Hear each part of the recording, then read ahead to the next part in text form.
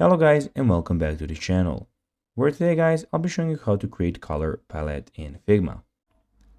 Now guys, the first thing that you need to do is of course go to figma.com and you'll be greeted by a screen looking similar to this one. Now guys, when you're here you just need to go and log into your profile. But guys, if you do not have one, you can always go and register to Figma. But guys, if you do not know how to do that, you can always go to our YouTube channel where we have plenty of how to Figma videos where you can see how you can do this. Now guys, that we got that out of the way, let's see what we actually have in front of us here.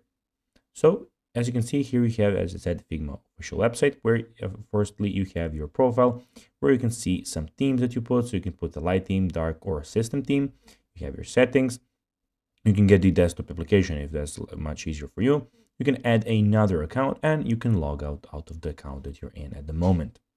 Here you can search for anything basically that you want to search for. So for types, by anything, basically what you want to search for.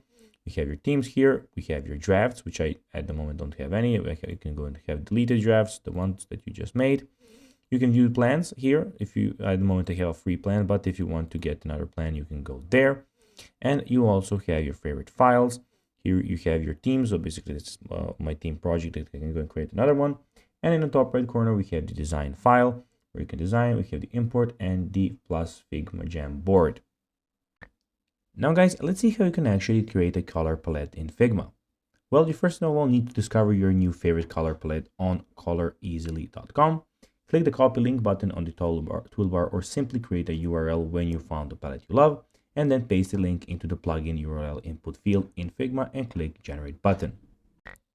And guys, that will be everything for this video. I hope that you found this video informative. If you did that guys, don't forget to like this video, share it, subscribe to the channel, put the notifications on, and guys, as always, I'll be seeing you in the next video. Bye guys.